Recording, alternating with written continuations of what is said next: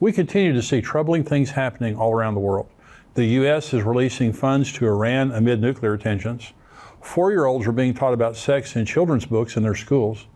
And the government is threatening parents in California to have their children removed from their homes for not agreeing with their children's gender confusion. Today, I'm discussing some disturbing articles that shed light on the moral disintegration of the world we're living in. I truly believe we're at the end of the end times. In the subscriber portion, I'm answering questions such as, is this the last pope?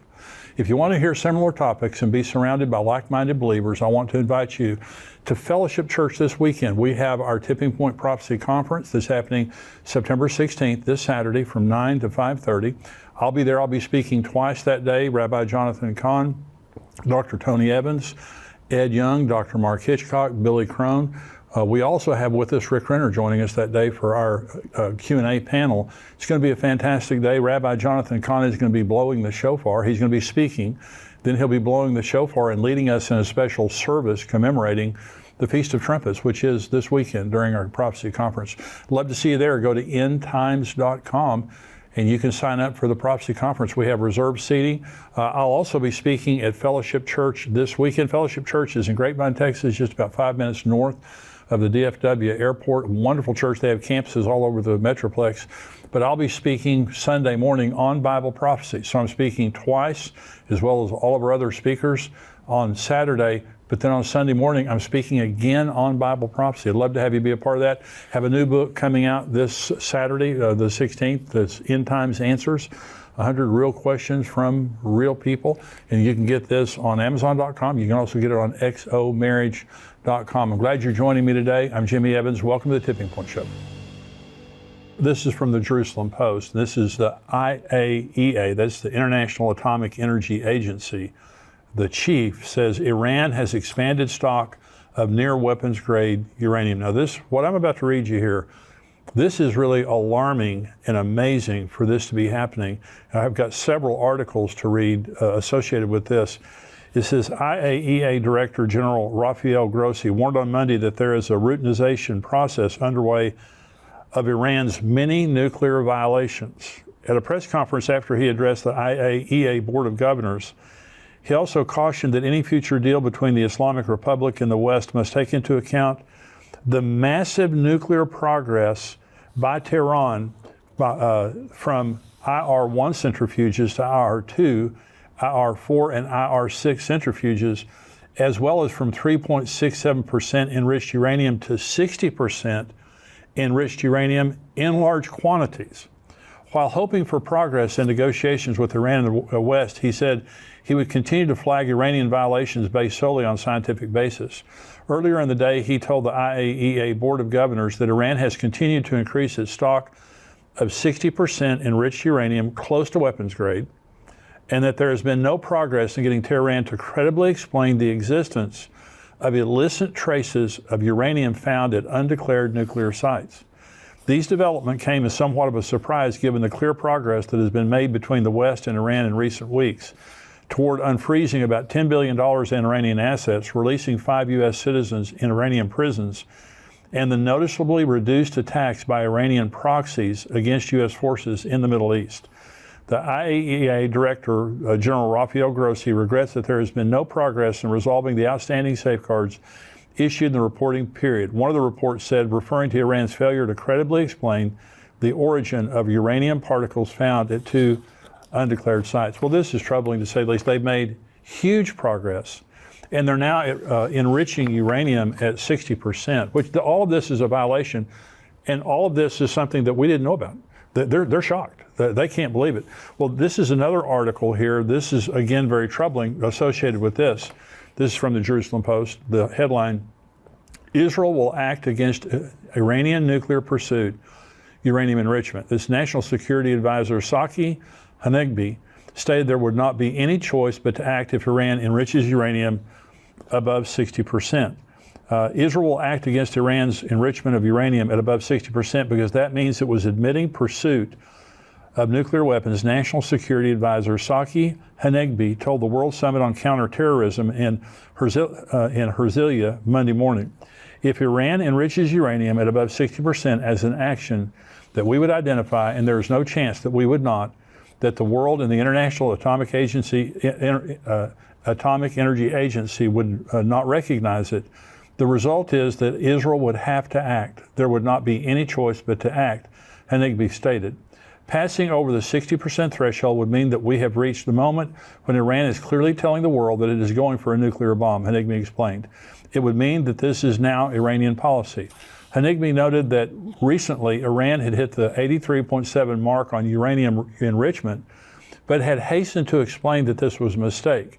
Such steps are never accidental, he added. So they're continuing to enrich uranium at higher and higher levels, getting to nuclear or weapons grade nuclear weapons.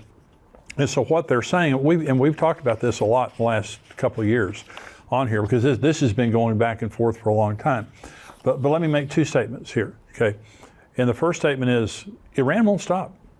This is the Islamic Republic of Iran, and this is what we don't get. This is what our leadership right now, they just don't get.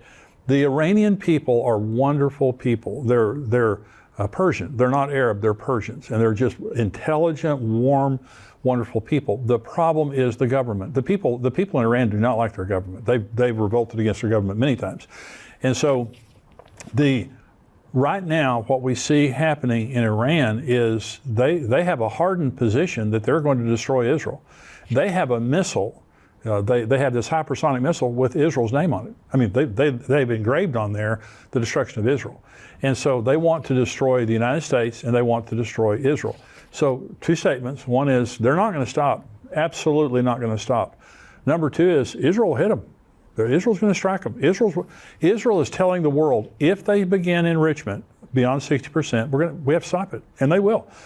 When I had Bill Salas on the show a few weeks ago, and we were talking about the coming wars, the first war that Bill and I both believe is going to happen prophetically is Jeremiah 49, is the war in Elam, when there's a strike on Persia, on southern Iran. And so I believe this is imminent. I don't know exactly when it's going to happen, but there's just a lot of rhetoric. And what's happening right now is troubling. Listen to this. We're talking about troubling. This is from the Associated Press. U.S. moves to advance prisoner swap deal with Iran and release $6 billion in frozen Iranian funds. This was as of yesterday, 9/11. Washington AP. The Biden administration has cleared the way for the release of 5 American citizens detained in Iran by issuing a blanket waiver for international banks to transfer $6 billion in frozen Iranian money from South Korea to Qatar without fear of U.S. sanctions. In addition, as a part of the deal, the administration has agreed to release 5 Iranian citizens held in the United States. Secretary of State Antony Blinken signed off on the sanctions waiver last week, a month after U.S. and Iranian officials said an agreement in principle was in place. Congress was not informed of the waiver decision until Monday, according to the notification, which was obtained by the Associated Press. The waiver drew criticism of President Joe Biden from Republicans and others who say the deal will boost the Iranian economy at a time when Iran poses a growing threat to U.S. troops and Mideast allies. On X, the platform formerly known as Twitter, Senator Chuck Grassley of Iowa said it's ridiculous for U.S. to be blackmailed into paying $6 billion for hostages, which will help indirectly finance the #1 foreign policy of Iran, terrorism. Senator Tom Cotton of Arkansas accused Biden of paying ransom to the world's worst state sponsor of terrorism. Another Iran hawk, Senator Ted Cruz of Texas, said the waivers were a sign the administration was secretly pursuing a broader deal with Iran to include more than the release of the detainees. Today's news confirms there's already been a side deal, including a $6 billion ransom and the release of Iranian operatives, Cruz said in a statement. So we're now releasing $6 billion to the Iranians. We're releasing some of their prisoners. They're releasing some of our prisoners, and we're also releasing $6 billion. Well, as I've already stated here, they're not doing anything related to their nuclear program. They won't they agreed, I believe it was last March, to reconnect their cameras. They won't do that. They won't account for 2 sites that have traces of uranium. They have defied. They now are, announcing their progress. And the IAEA is shocked. They said, we can't believe they've made massive progress, and they're enriching uranium now is 60%. They're shocked.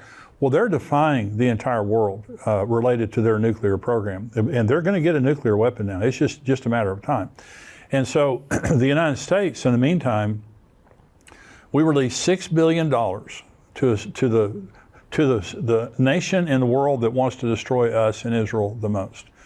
They released $6 billion, and we released some prisoners, and they released our prisoners. Let me say this, when you give somebody $6 billion, you're only incentivizing them to take more prisoners. So in the future, what you can look for, as soon as the dust settles and they get their money and they cash their check, they're going to begin to arrest Americans over there for no reason, like they already have in the past. They'll begin to arrest Americans because what they understand now is that's their collateral. They're bargaining chips. And we're willing to pay. We're willing to deal with terrorists. We're willing to give terrorists $6 billion. And that's what they are. The Iranian government, they're killing, they're attacking Israel through their proxies in the Middle East. They're attacking our soldiers and they're attacking Israel. And so they're endangering American military people that are stationed there in Syria. And so here we are giving them $6 billion at this critical time. It's bad foreign policy, I can say that to say the least. But Iran, the whole situation with Iran, and they're masters. I mean, you got to give them credit. They are masters at negotiation, the Iranians are. They have played the world like a cheap fiddle. And here we are giving them $6 billion and their hostages. Why don't they pay for their hostages to be released? Why do we have to pay for ours? They don't have to pay for theirs. So this is a bad deal all around. But the main thing I'm saying in reading those articles is Iran and Israel, they're going toe-to-toe here pretty quick. I don't know when it's going to happen, but it's getting closer. Hey, listen, thank you for joining me today. Hey, on YouTube, hit your like and subscribe button there. And also, to get all of the news articles and the questions that I'm answering, go to endtimes.com, become a subscriber for $7. God bless you. Goodbye.